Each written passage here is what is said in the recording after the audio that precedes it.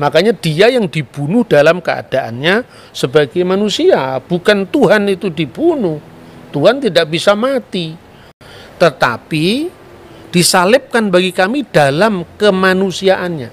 Itu ayatnya clear sekali kok. Dan dalam keadaannya sebagai manusia dia telah taat, bahkan taat sampai mati, bahkan mati di kayu salib. Yang mati di kayu salib itu dalam keadaannya sebagai manusia.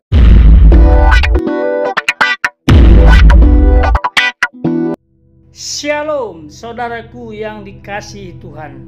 Banyak sekali orang selalu mempertanyakan kealahan Yesus Kristus, dan tidak sedikit orang menghina, mencibir, menjelek-jelekkan. Apa maksudnya? Ini kan tidak toleransi. Jadi kita harus mempelajari Yesus Kristus secara benar. Yesus Kristus adalah Allah, Allah yang kekal. Kita bisa bicara dan pantau berdasarkan 3 hal, yaitu Yesus Kristus pra-eksistensi, eksistensi, dan pasca eksistensi. Mari kita bahas lebih dalam supaya orang tidak gagal paham dan pahamnya salah. Tentunya bersama hambanya Bapak Dr. Bambang Nursena. Semoga memberkati. Mengapa Yesus disebut Tuhan? Bukankah dia ini, banyak orang bilang, hanya seorang nabi? Ya, Shalom. Nabi itu menurut agama apa dulu? Pertanyaannya gitu.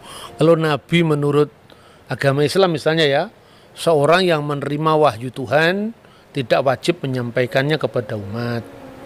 Kalau Rasul, seorang menerima wahyu dan wajib menyampaikannya kepada umat. Itu kan Islam. Di dalam Kristen, nabi itu berkaitan dengan kata pengkabar atau haroeh, pelihat. Jadi nabi itu sesuatu yang memiliki nubuat untuk masa depan yang belum terjadi. Makanya disebut dalam bahasa Yunani propetes. Jadi dalam iman Yahudi dan iman Kristen definisinya beda. Nah, makanya Yesus itu hanya nabi. Kenapa disebut Tuhan? Pertanyaan harus diurai dulu makna nabi itu apa, ya toh? Tidak boleh kita kemudian memaksakan definisi kita kepada orang lain. Nah, ketika saudara muslim mengatakan bahwa Isa itu Rasulullah, Musa itu Rasulullah, lah tiba-tiba lihat Paulus Rasul, lah ini Rasul palsu ini. Istilahnya sama tapi pemaknaannya beda. Dalam ajaran Yahudi dan Kristen itu Musa tidak pernah disebut Rasul, tetapi Nabi, gitu. Abraham disebut Nabi, tetapi tidak pernah disebut Rasul. Rasul itu bahasa Ibrani saliyah, bahasa Aramnya salika, artinya utusan, kongregasi. Dan Yesus disebut Rasul juga dalam Ibrani pasal 3 ayat 1, tapi maknanya Rasul di situ adalah utusan Tuhan dalam sakramen penebusan dosa. Seperti imam besar dulu adalah utusan Tuhan yang mewakili 12 suku Israel, diasisteni oleh 70 tua-tua kan itu kan. Maka pola ini persis diteruskan oleh perjanjian baru. Yesus adalah imam besar perjanjian baru, makanya dia disebut Rasul, mewakili 12 suku, sekarang dirohanikan. 12 suku itu sekarang adalah gereja, ya, 70 murid, tapi bilangannya tetap sama, ada imam besar, ada 12 murid, ada 70 murid. Itu kan gambaran Yudaisme tentang imam besar yang menjadi utusan mewakili 12 suku, biasanya imam Lewi kan. Kemudian ada 70 tua-tua, ya, itu yang tercatat di sana. Itu jadi Yesus itu nabi juga, tapi nabi dalam makna yang berbeda dengan nabi Islam gitu loh. Dan nabi tidak dipertentangkan dengan ketuhanannya, karena jabatan imam besar itu ada jabatan Mesiah atau sang Mesiah itu imam, nabi, raja. Ini. Jadi Mesias itu raja, Mesias itu nabi, Mesias itu imam, itu dalam iman kita. Kalau soal Tuhan, kita kalau menyanyi di gereja-gereja karismatik, gereja-gereja Pentakosta itu kan Yesus Tuhan dan Allah kami, itu kan. Jadi dalam hal ini Yesus adalah God sekaligus Lord. Saksi Yehova percaya Yesus itu Lord, Tuhan, tapi nggak percaya Yesus itu God. Karena apa? Dia masih rancu dalam memahami Yohanes pasal 1 ayat 1. Jadi Yesus disebut Allah itu bukan kemanusiaannya itu adalah Allah, tidak. Tapi praeksistensi. Sebelum firman menjadi daging, firman itu sudah ada dan firman itu adalah Allah. Jadi dalam wujud ilahinya, dalam kodrat ilahinya firman itu adalah Allah. Kemanusiaannya tentu baru ada telah dilahirkan Bunda Maria kan. Nah dalam tugas kemesiasannya itu, maka Yesus disebut Tuhan. Tuhan itu Lord. Dari mana teksnya? Kalau kita membaca misalnya di dalam Injil Markus ya, pasal 12 ayat 29 dan seterusnya, itu jelas ketika Yesus ditanya hukum apa yang paling utama dari segala hukum yang ada. Misvah Harishona. Itu yang pertama, Shema Yisrael Adonai Elohenu Adonai Echad. Shema Yisrael Adonai Elohenu Adonai Echad. Dengarkanlah wahai Israel, Tuhan Allah kita, Tuhan itu esa. Itu yang menunjuk kepada Godhead, keilahian, divine of Jesus Christ.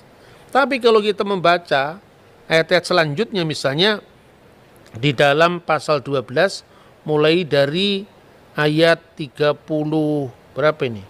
37 38 ya. Pada suatu kali ketika Yesus mengajar di Bait Allah, ia berkata, bagaimana ahli-ahli Taurat dapat mengatakan bahwa Mesias adalah anak Daud?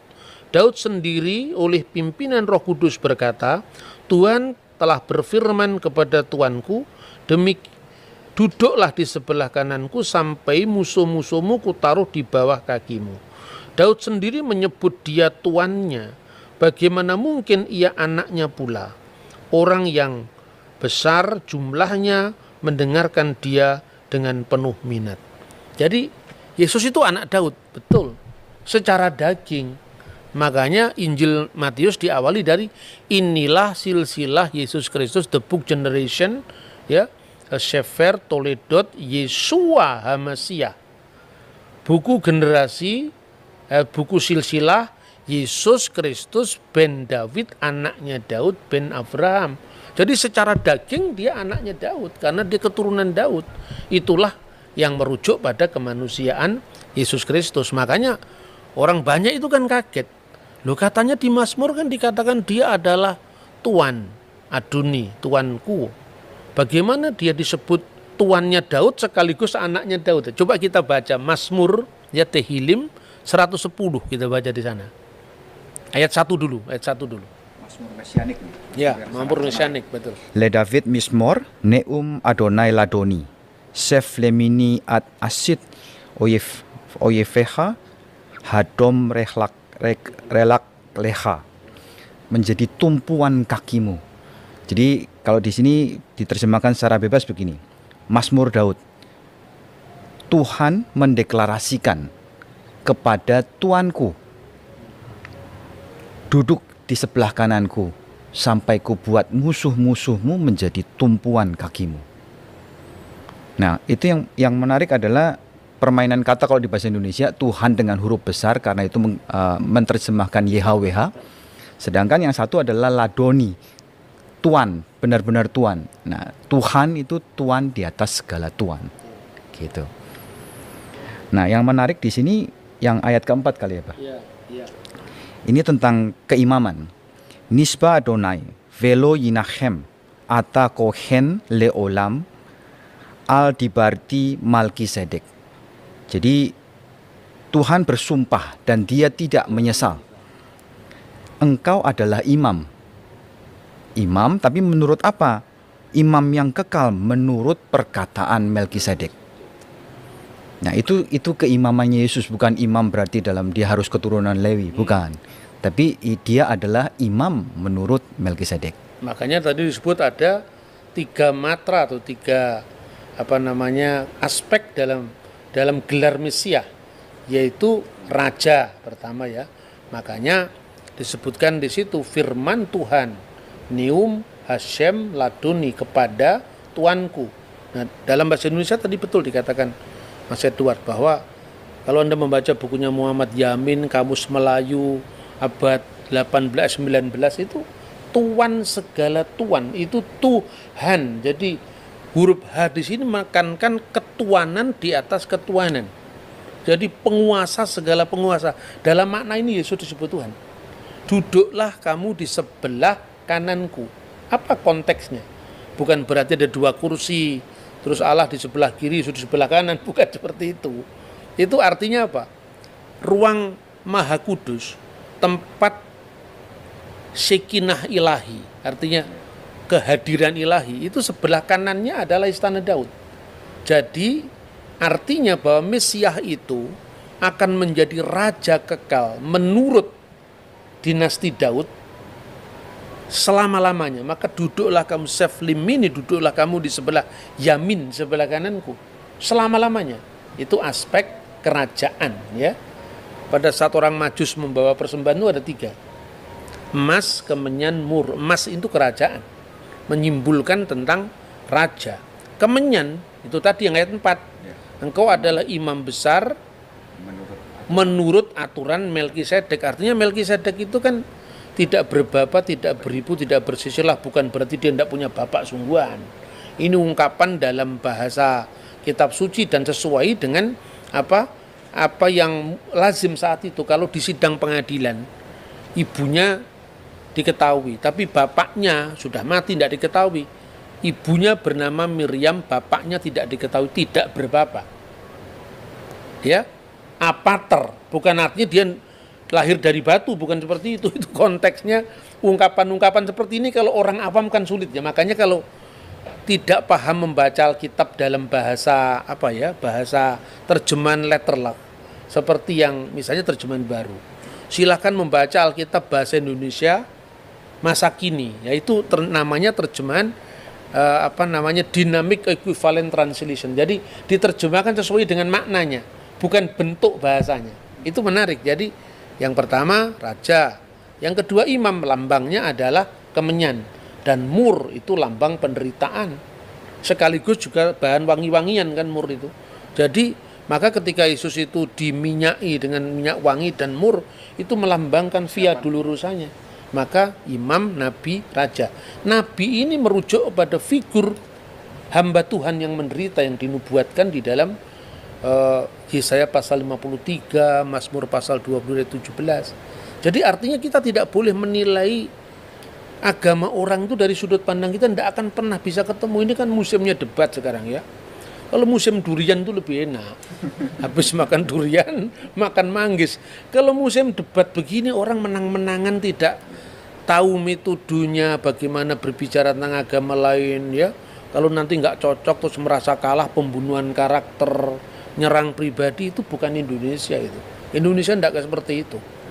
Jauh sebelum bangsa lain itu punya kesadaran tentang multikulturalisme, kita sudah punya Bhinneka Tunggal Ika. Jadi kira-kira seperti itu konteksnya ya. Baik. Nah Pak, ini selalu, apakah Tuhan itu mati? Ini kan pertanyaan yang Sering. sangat sering ya. Sebetulnya saya jawab gini bosen juga, tapi enggak apa-apa lah. Kita orang sabar lebih daripada para pahlawan. Kata Tuhan tadi kan sudah dikatakan, itu kan fungsional. Seperti kata Lord. Ya, tapi kalau Lord of Lord itu God.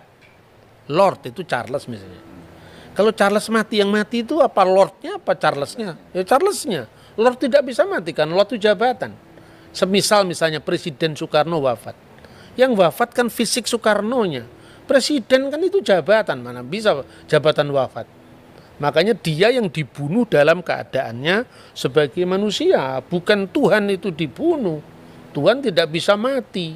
Kalau di dalam kidung-kidung gereja ortodok ya, gereja timur itu ada ungkapan misalnya Kudusullah, Kudusul Qawi, Kudusul Lati la yamut irhamna. Kuduslah engkau ya Allah, kuduslah engkau yang maha kuasa.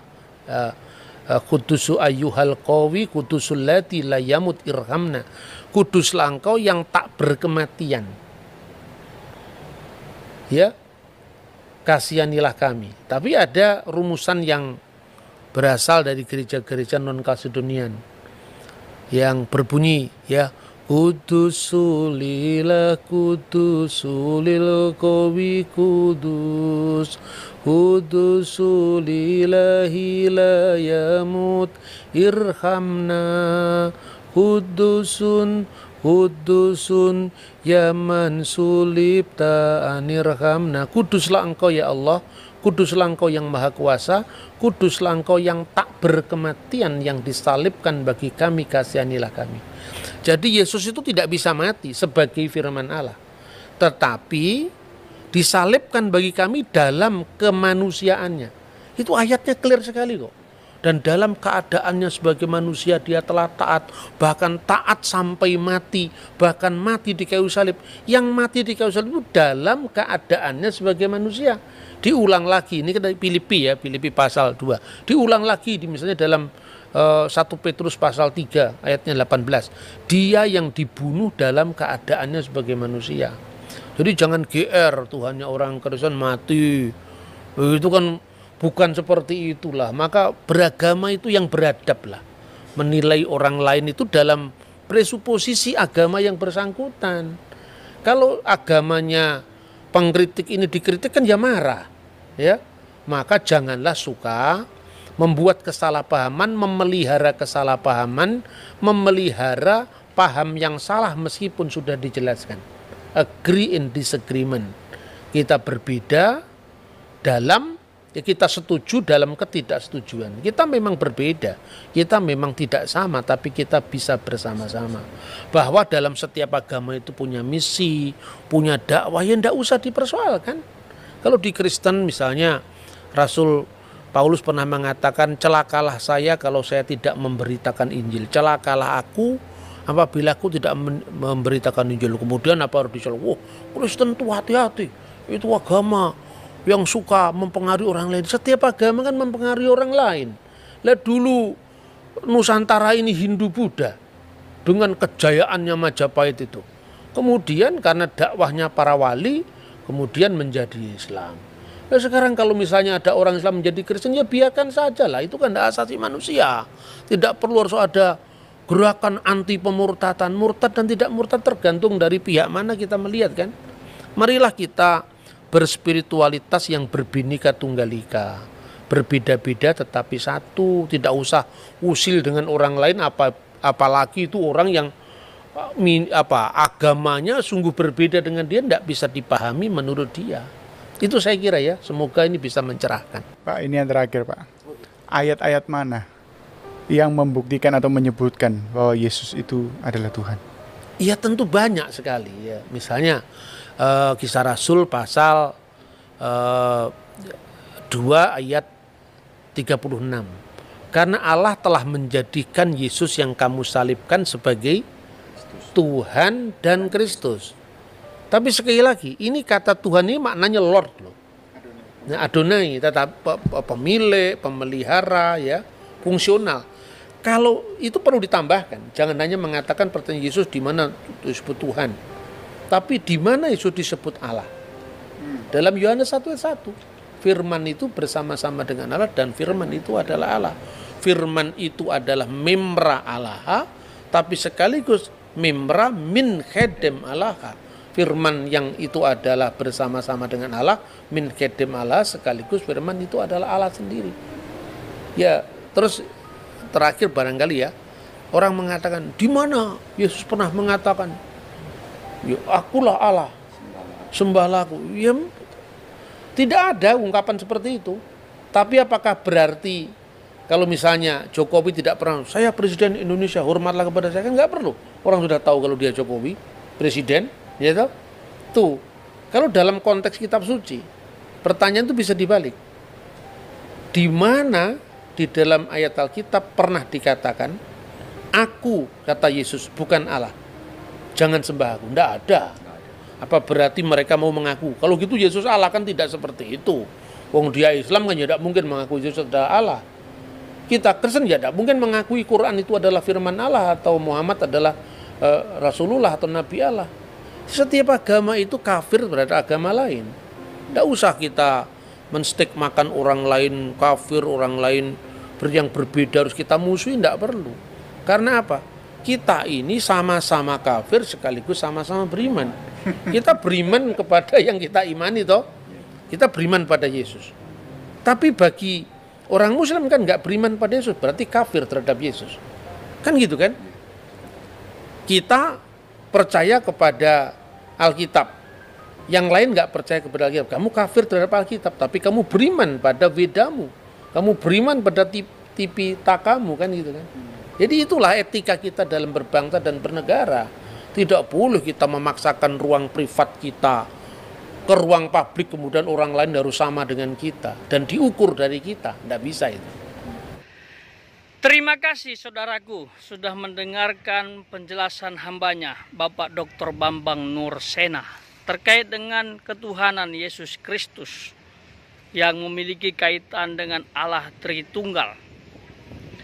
Sekali lagi, kalau bicara tentang Allah Tritunggal, Yesus Kristus, ini kita harus buka pikiran kita baik-baik. Buka hati kita, jangan mengeraskan hati di awal. Kalau Anda mengeraskan hati, maka sudah membangun benteng, ya. Jadi apapun yang kita jelaskan tentang Allah Tritunggal, pasti akan saudara tentang. Pasti saudara akan bilang, itu Allah yang nggak jelas, nggak masuk akal, kan begitu. Padahal Allah Tritunggal adalah Allah yang ada dalam kitab suci. Kita sudah baca, kita sudah jelaskan berdasarkan Alkitab. Jadi ini tidak dikarang-karang oleh para teolog atau bapak-bapak gereja dan lain sebagainya. Ya, ada dalam Alkitab Allah Tritunggal dan Yesus Kristus adalah Tuhan. Kalau kita mau dengar dengan baik, kita mau terima dengan rendah hati, pasti akan masuk di akal kita. Tapi kalau udah mengeraskan hati, apalagi kalau saudara suka mencibir, menjelek-jelekkan Allah Tritunggal Yesus Kristus, ya susah. Ya.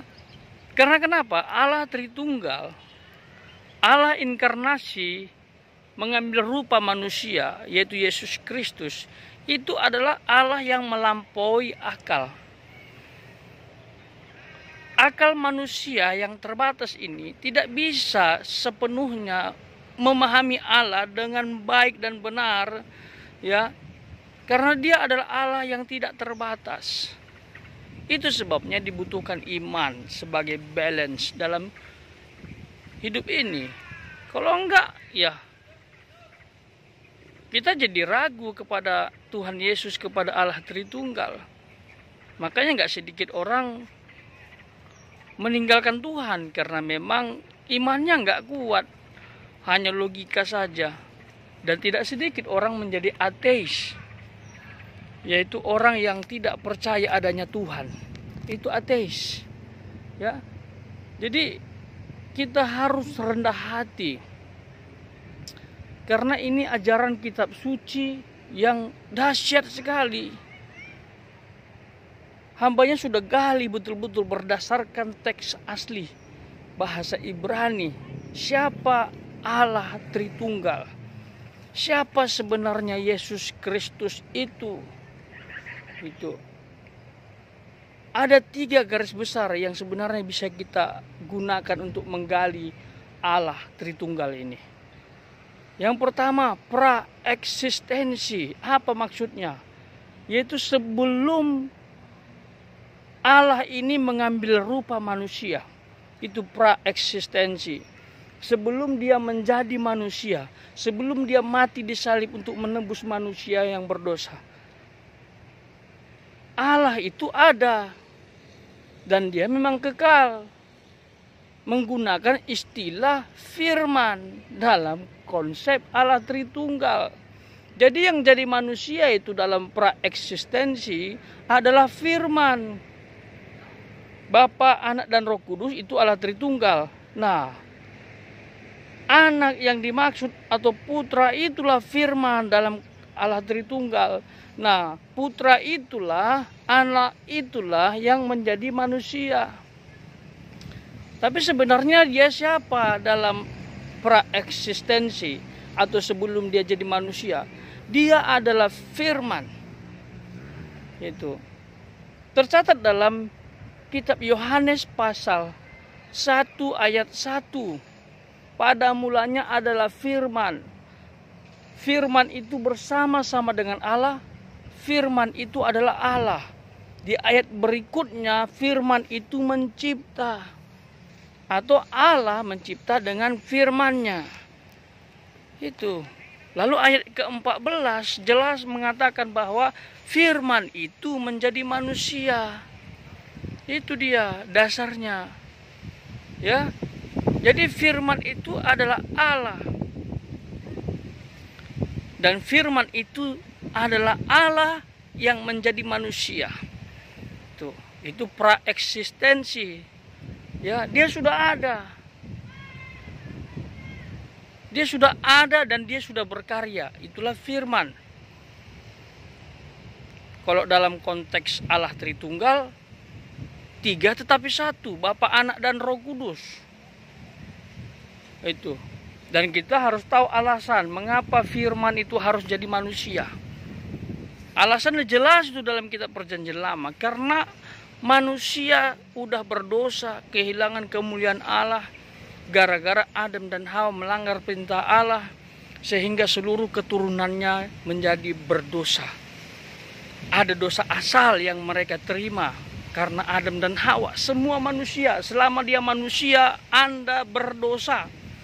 Makanya dalam kekristenan tidak ada istilah anak bayi lahir tanpa dosa. Aduh, itu omong kosong. Anak bayi begitu lahir, dia sudah berdosa. Dia sudah berdosa.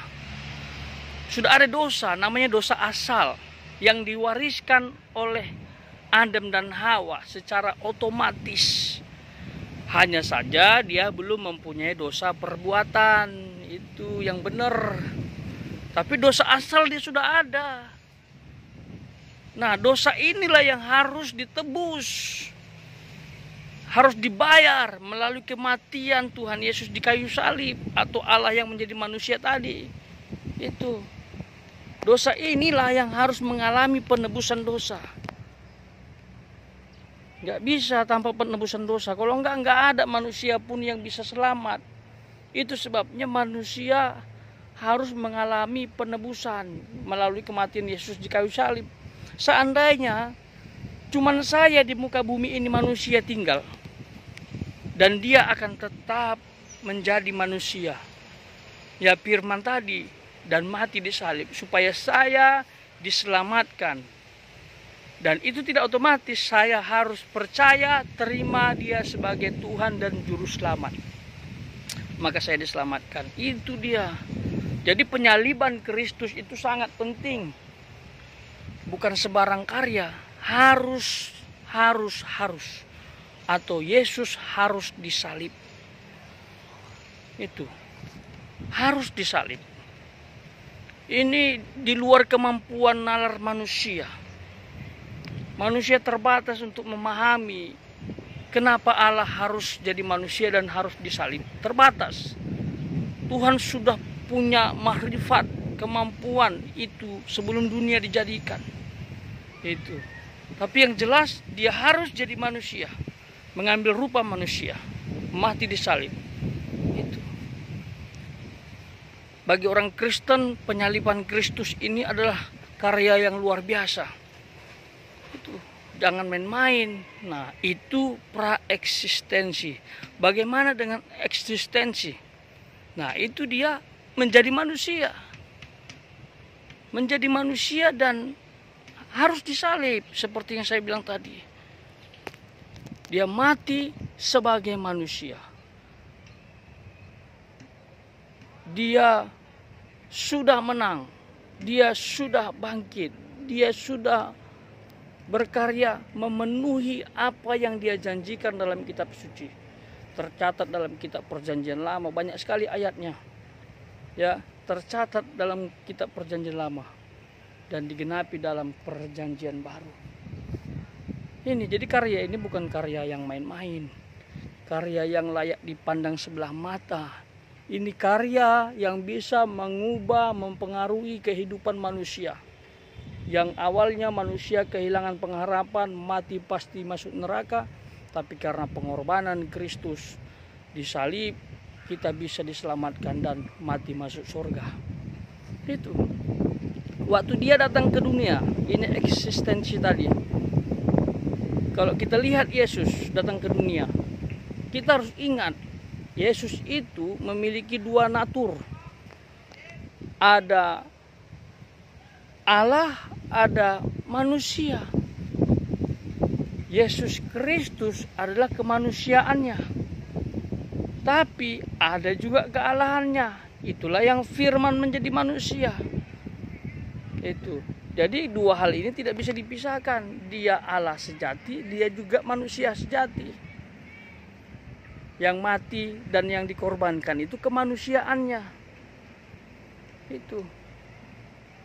Ini kemanusiaan ini yang menebus dosa. Bukan kealahannya yang mati.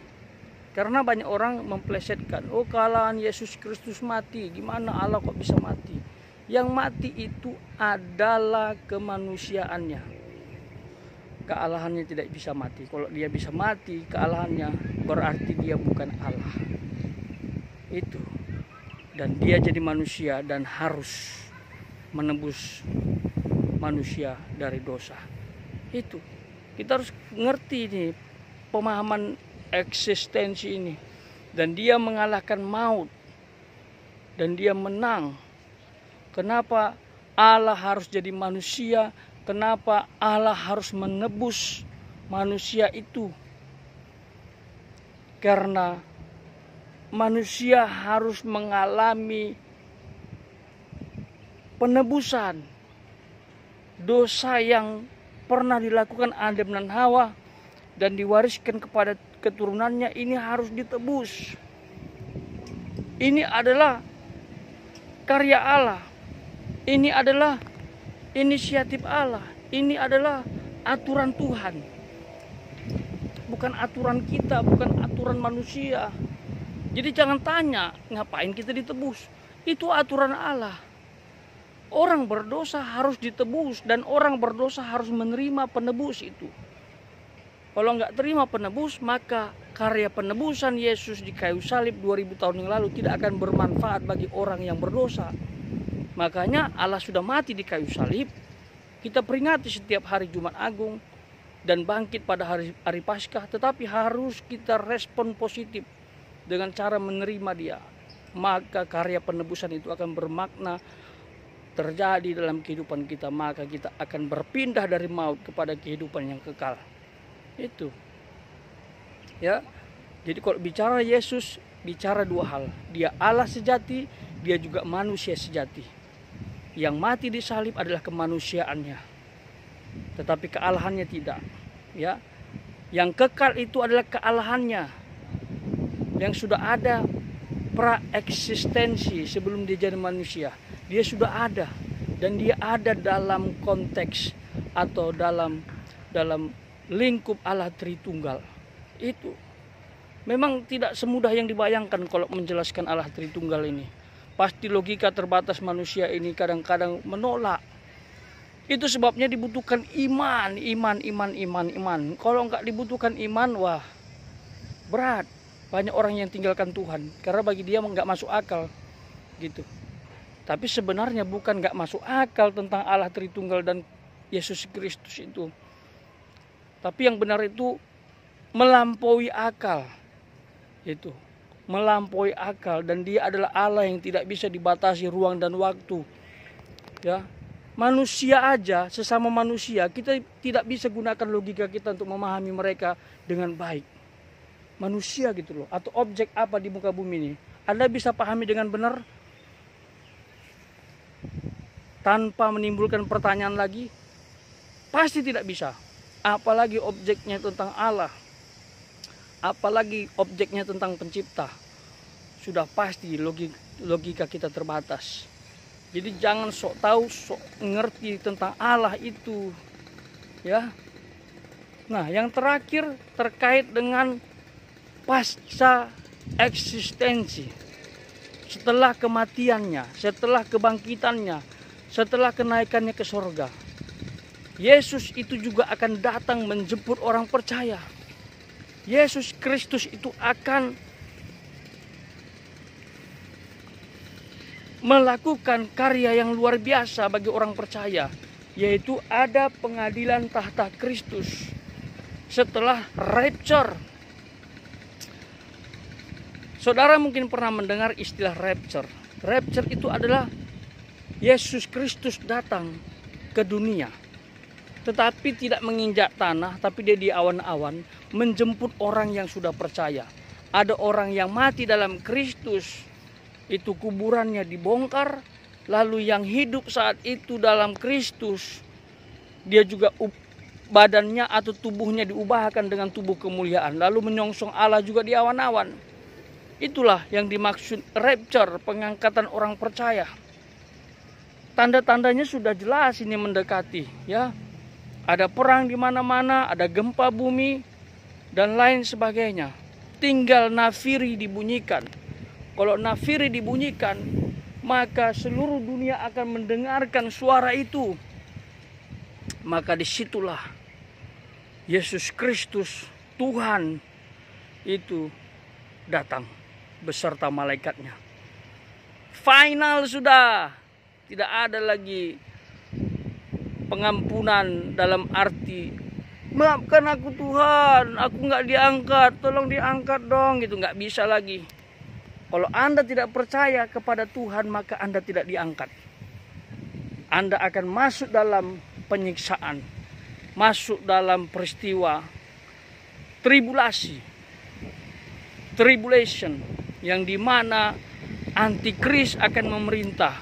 Untuk saat ini antikris sudah ada, tapi antikris jamak. Antikris adalah orang-orang yang anti kepada Kristus, orang-orang yang menolak Kristus, orang-orang yang selalu mencaci maki Kristus. Itu antikris, sudah banyak, tapi antikris jamak. Tapi ada nanti antikris tunggal akan datang ke muka bumi ini. Saya tidak tahu persis dari mana dia datang, dari negara apa, tapi yang jelas itu dalam rupa manusia, tetapi ada setan, ada Lucifer di belakangnya. Dan dia adalah pribadi yang sangat keji, dan dia akan menguasai dunia. Tapi percayalah, orang yang dalam Tuhan, percaya Yesus lahir baru, orang yang sungguh-sungguh, orang yang Kristen sejati tidak akan masuk dalam peristiwa itu. Kita tidak akan dipimpin oleh antikris, itu raja palsu ini, ya, penyesat ini, nggak akan. Kita langsung menyongsong Tuhan, masuk dalam pengadilan tahta Kristus. Disinilah kita akan pembagian mahkota. Kita akan diadili, perbuatan baik kita akan diadili. Apakah perbuatan baik kita dibangun di atas emas atau jangan-jangan jerami? Makanya kalau sahabat atau saudara berbuat baik, melayani, pastikan tulus tanpa pamrih. Ya, itu kalau diuji, ya, itu nanti dasarnya emas. Masuk dalam dapur peleburan api, maka keluar juga emas. Itu dia. Ini bahasa manusia saja. Tapi nggak ada satupun yang ngerti atau tahu persis gimana proses pengadilan itu, ya, seperti itu. Dan kita akan memerintah bersama Tuhan nanti di kerajaan 1000 tahun damai. Manusia itu bisa hidup 1000 tahun lamanya, dan kita yang memerintah mereka. Siapa yang diperintah? Orang yang dari sisa tribulasi yang tidak mati itu akan masuk dalam kerajaan 1000 tahun damai. Tribulasi akan berlangsung kurang lebih 7 tahun, 3,5 tahun kali 2, begitulah. Ini banyak penjelasannya, tapi saya pikir ini gambaran singkat saja untuk memahami apa itu tribulasi. Ya, setelah kita nanti memerintah bersama Tuhan 1000 tahun lamanya, maka akan terjadi perang yang mengerikan. Ya. Sebelum itu ada juga perang yang akan terjadi, namanya perang Harmagedon. Ya, itu yang berpusat kepada Israel. Ada juga masih nanti perang Gog dan Magog. Nah ini untuk peristiwa ini tepatnya di mana banyak tafsiran ya. Banyak tafsiran. Tapi yang jelas itu akan melanda, itu akan terjadi di dunia ini dan manusia akan mengalaminya.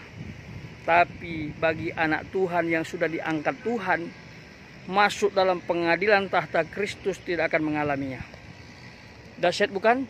Apakah saudara tidak kepingin? Wah, sangat disayangkan. Saya sangat kepingin masuk dalam pengadilan tahta Kristus, pembagian mahkota. Ya, itu mahkota akan kita terima. Ya, sangat luar biasa sekali. Ada mahkota kehidupan, ada mahkota abadi, ada mahkota kebenaran, dan lain sebagainya. Anda akan terima itu. Dan setelah itu, maka dunia ini akan dihancurkan. Itu pasca eksistensi. Dunia akan dihancurkan. Tuhan sudah bosan dengan dunia ini. Dunia yang lama yang sudah dikutuk ini karena kejatuhan Adam dan Hawa akan dihancurkan dengan apinya Tuhan. Dan manusia hanya ada di dua tempat. Yang pertama, sorga, khusus untuk orang percaya. Yang kedua, neraka, khusus untuk orang-orang yang menolak Kristus. Ya, isinya adalah nabi-nabi palsu, orang-orang durhaka dan orang-orang yang menolak Kristus. Tapi bagi sahabat atau saudara yang terima Yesus, pasti akan masuk surga selamanya bersama Tuhan. Apa tugas kita di surga? Yaitu memuliakan Tuhan, melayani Tuhan, dan itu tidak akan menjadi kebosanan, menjadi kesukaan. Bagaimana? Apakah saudara mau ke surga? Silakan isi di kolom komentar. Katakan, aku mau ke surga. Aku mau masuk pengadilan tahta Kristus. Aku mau bersama Tuhan di surga. Aku mau ada di Yerusalem baru, bumi baru. Ini istilah untuk surga yang baru. Ya, dalam arti bumi itu sudah tidak ada lagi dan manusia tinggal di surga itu tadi. Ya, yang mau isi di kolom komentar. Tapi bagi saudara yang tidak tergerak, tidak mau, ya nggak apa-apa. Mungkin saudara juga merasa, aku punya Tuhan sendiri, aku punya surga sendiri, ya silakan. Bagi kami surga yang benar itu adalah tempat di mana kita melayani Tuhan, memuliakan Tuhan. Akan ada konser ilahi di surga selama-lamanya. Ya, kita akan ketemu para rasul di sana. Kita akan ketemu orang-orang suci, orang-orang kudus yang hidup dalam perjanjian lama. Kita akan ketemu, saya percaya itu. Saya ingin ketemu dengan Petrus Rasul supaya kegirangan lebih dahsyat. Wah, itu Rasul yang luar biasa ya. Kita akan ketemu dengan Abraham dan lain sebagainya. Apakah saudara tidak kepingin? Jangan ragu-ragu, jangan biarkan dirimu binasa. Penjelasan tentang Allah Tritunggal, Yesus Kristus Tuhan, itu harus kita terima dengan logika yang kita terbatas dan juga iman yang teguh. Maka saudara akan diselamatkan. Maka Yesus Kristus akan menjadi Allah yang luar biasa dalam hidup kita. Mengapa para rasul mau melayani Tuhan sampai mengakhiri hidupnya? Maksudnya sampai hidupnya berakhir dengan cara yang menyedihkan. Itu karena pemahamannya tentang Tuhan itu benar dan imannya dalam Tuhan itu teguh. Saya pikir ini saja yang saya bisa tambahkan. Pilihan ada di tangan saudara. Putuskan mau pilih percaya Yesus dan pasti diselamatkan atau menolaknya. Tuhan Yesus memberkati.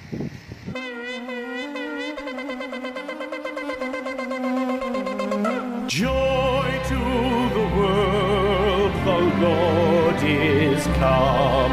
Let earth receive